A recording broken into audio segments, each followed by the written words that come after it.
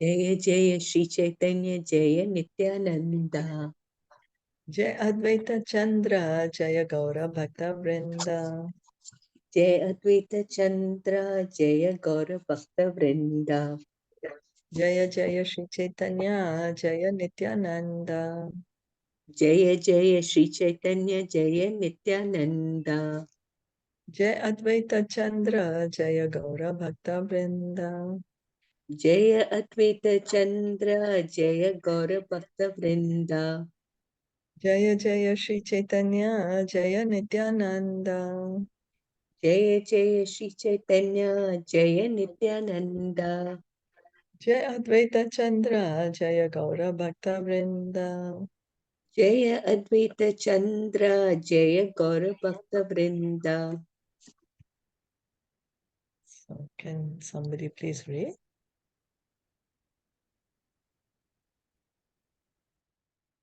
Would somebody like to read? I can read. Okay.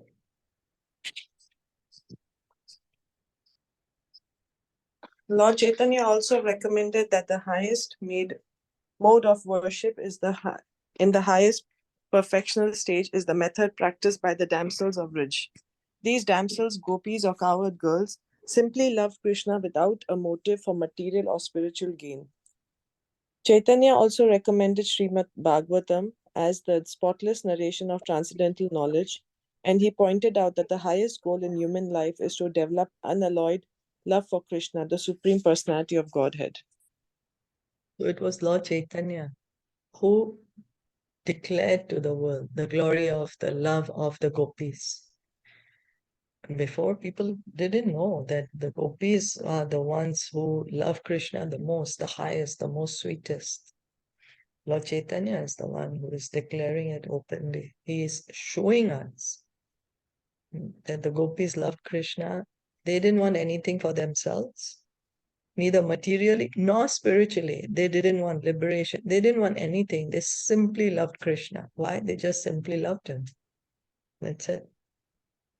And Lord Chaitanya, yeah, he always would say, read Bhagavatam. He put a great importance on Srimad Bhagavatam. He himself would hear Srimad Bhagavatam regularly. And the goal of human life is to develop Love for Krishna. Yeah. Prema Pumartho Mahan. Prema Pumartho Mahan. To develop our love for Krishna. Love for Krishna is there in each and everyone's heart. It's not artificial. It's not that we have to put it there. It's already there. We just simply need to revive it.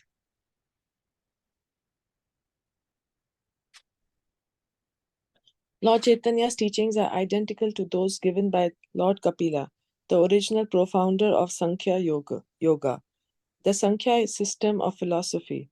This system of yoga recommends meditation on the transcendental form of the Lord. There is no question of meditating on something void or impersonal. One can meditate on the transcendental form of Lord Vishnu even without practicing involved sitting postures. Such meditation is called perfect samadhi. The perfect samadhi is verified at the end of the 6th chapter of Bhagavad Gita, where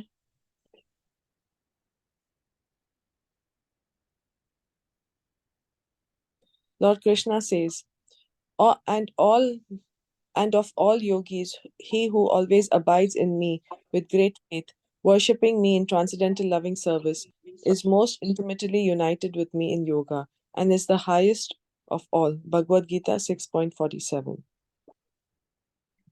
So Prabhupada is pointing out that, see, Lord Chaitanya is not starting something. He's not saying something which has not been said before. He's saying that Lord Kapila, we read in the 3rd canto of Srimad Bhagavatam, Lord Kapila was saying meditation, but meditation on whom? On Lord Vishnu. Not that we make up any object and meditate on that object, because many people say, oh, you can meditate on anything you like. You can meditate on nothing, or you can meditate on light, or you can imagine something. No, but what do the Shastras tell us? What do the scriptures tell us? How to meditate? Fix the mind on Lord Krishna, Lord Vishnu. The way of sitting is not so important, but what is more important is where's the mind is.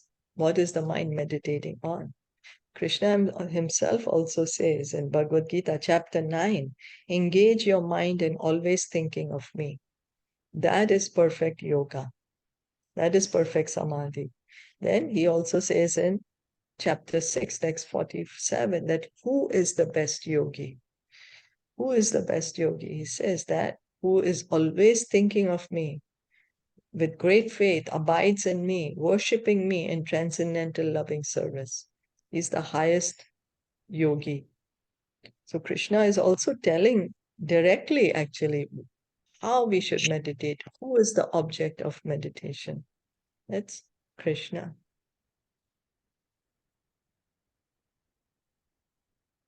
Lord Chaitanya instructed the mass of people in the Sankhya philosophy of Achintya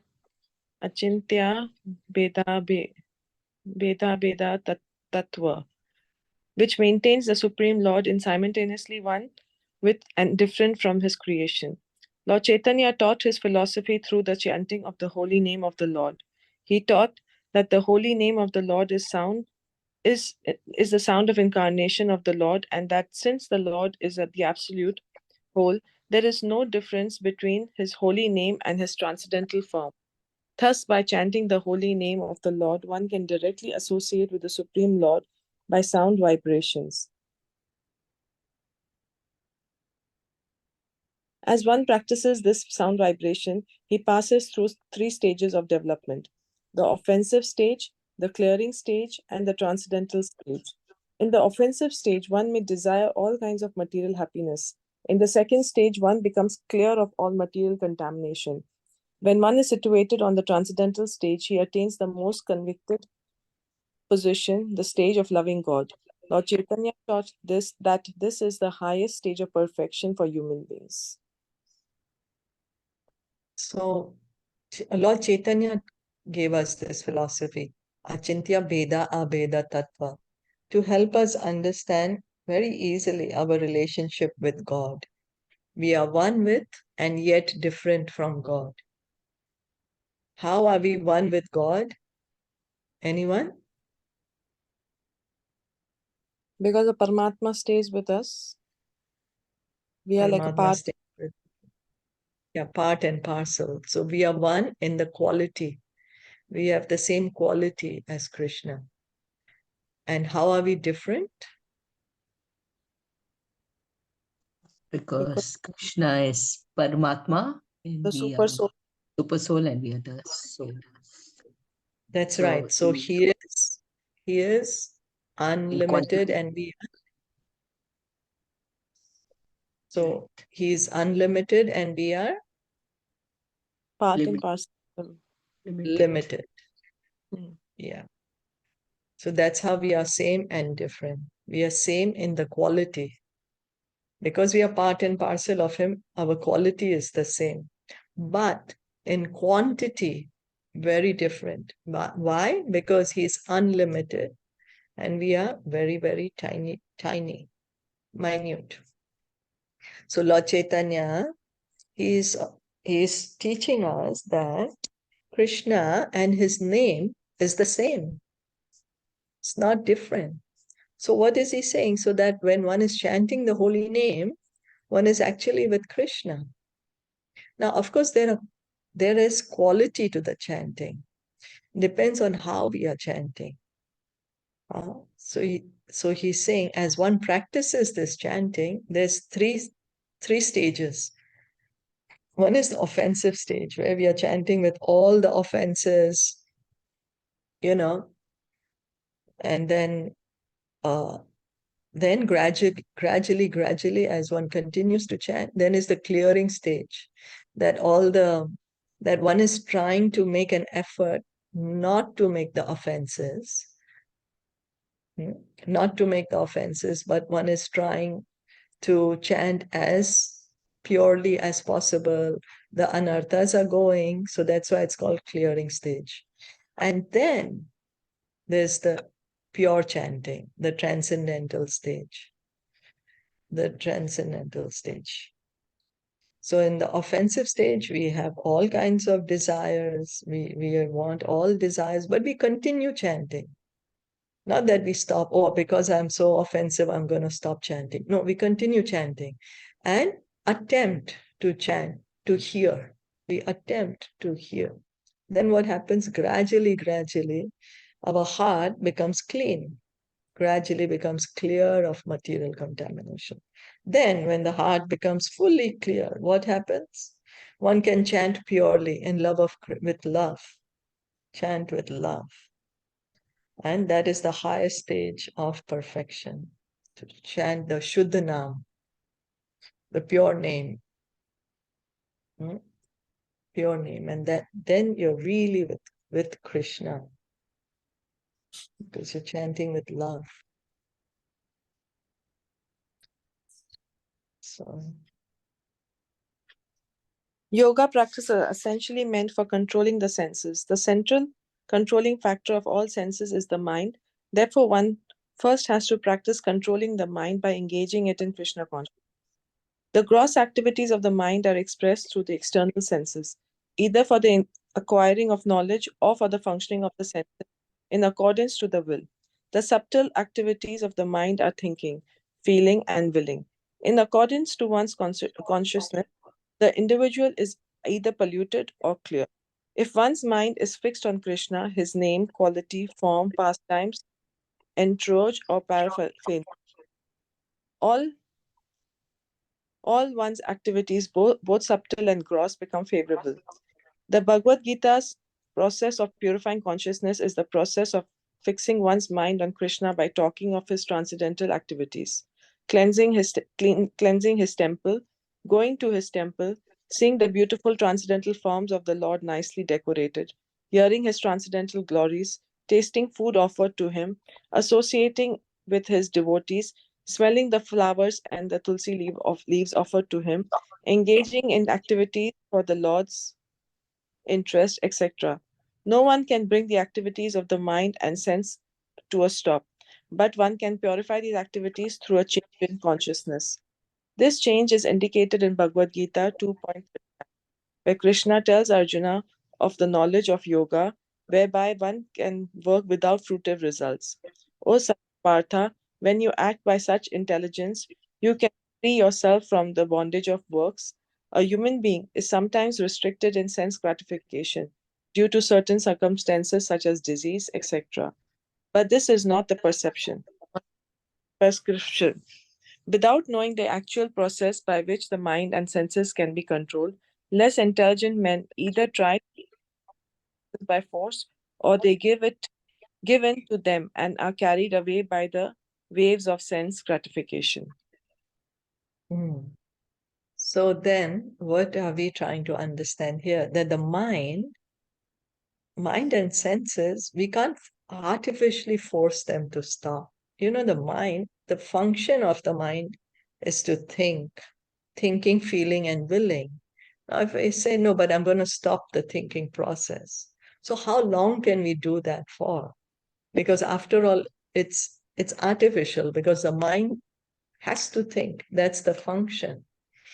So if we do it artificially restraining, we may be successful for some time, but eventually the mind has to think of something. So Prabhupada is saying the prescription is not don't think, but the prescription is what should you think of by which the mind and senses can be controlled. So that is a sign of intelligence. By understanding, mind is going to think and feel and will. This is what Bhagavad Gita is saying also. So then, how? What shall we do? Krishna is saying, fix the mind on me. Krishna is saying in Bhagavad Gita 9:34 that you fix the mind on me. Engage your mind in always thinking of me. Become my devotee. Offer obeisances to me. Worship me. And in this way, you will come to me. This is what Krishna is saying. So now Prabhupada is saying, practically, what can we do? By Let's go one by one. What could we do is by Talking about his transcendental activities.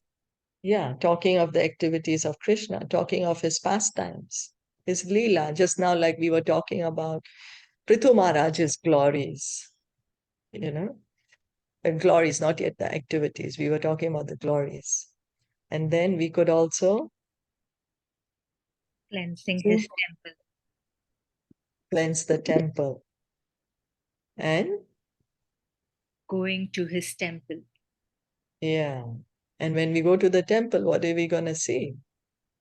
Seeing the beautiful transcendental form of the Lord nicely decorated. Yeah. And also we are going to be hearing what it? Hearing his transcendental glories. Yeah. And Tasting food offered to him. yeah. And we will Associating with his devotees. Smelling the flowers and tulsi leaves offered to him. Yeah. And Engaging in activities for the Lord's interest. so by engaging in these things, automatically we'll be able to stop the mind and senses in going in the wrong way, and we'll be able to fix our mind and senses on Krishna. Yeah, so this is practically something practical that how we can do. Then we can become Krishna conscious. Because yoga means for what? That we have to control the senses. Now we are going to tell the senses, now you don't work. Eyes, no, you don't see anything. How long will you close the eyes? You know, or ears, let me not hear anything. But if we gradually do these activities of Krishna consciousness, then gradually, our mind can become purified, can be fixed on Krishna.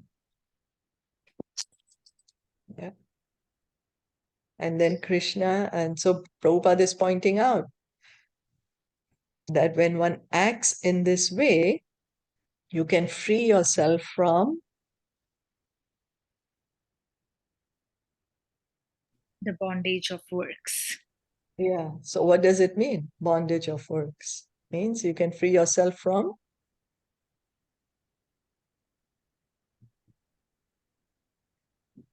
karma. Because engaging in Krishna conscious activities have no karmic reaction. No good karma, no bad karma. Krishna conscious activities are spiritual. So it goes directly in our spiritual account. Yeah. Is that okay? Yeah. Yes.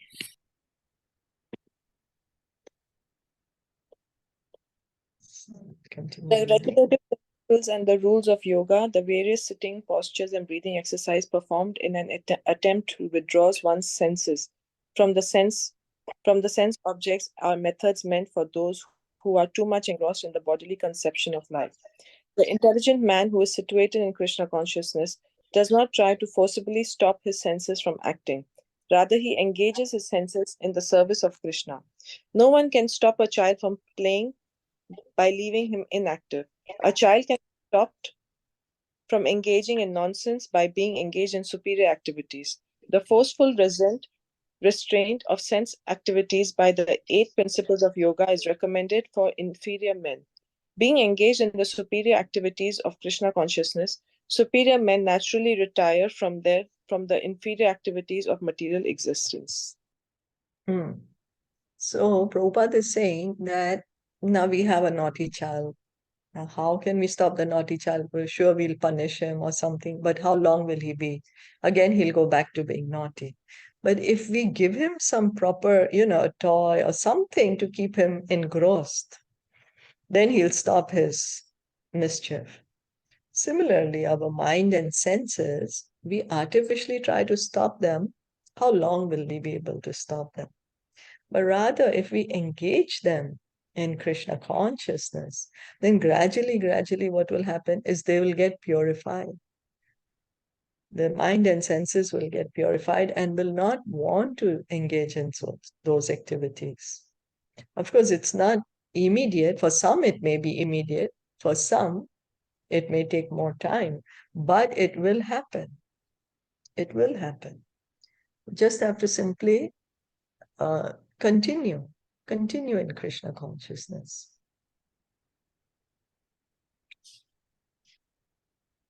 In this way, Lord Chaitanya teaches the science of Krishna consciousness. That science is absolute. Dry mental speculators try to restrain themselves from material attachment, but it is generally found that the mind is too strong to be controlled and that it drags them down to sensual activities. A person in Krishna consciousness does not run this risk. One has to engage his mind and senses in Krishna consciousness, Krishna conscious activities, and Lord Chaitanya teaches one how to do this in practice.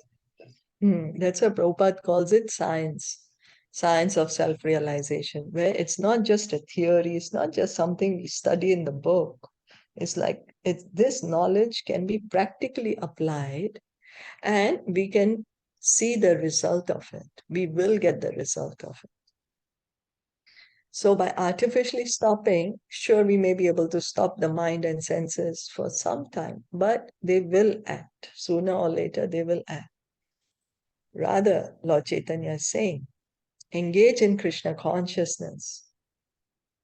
And then the mind and senses will get purified. They will get purified.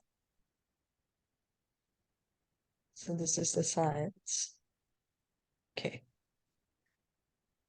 Before accepting sannyas, the renounced order, Lord Chaitanya was known as Vishwambhara. The word Vishwambhara refers to one who maintains the entire universe and who leads all living entities. This maintainer leader appeared as Lord Sri Krishna Chaitanya to give humanity these sublime teachings. Lord Chaitanya is the ideal teacher of life's prime necessities. He is the munificent bestower of love of Krishna. He is the complete reservoir of all mercies and good fortune, as confirmed in Srimad Bhagavatam, Srimad Gita, Mahabharata, and the Upanishads. He is the Supreme Personality of Godhead, Krishna himself, and he is worshipable by everyone in this age of disagreement. Everyone can join in his Sankirtana movement. No previous qualification is necessary. Just by following teachings, anyone can become a perfect human being. If one is fortunate enough to be attracted by his features, one is sure to be successful in one's life's mission.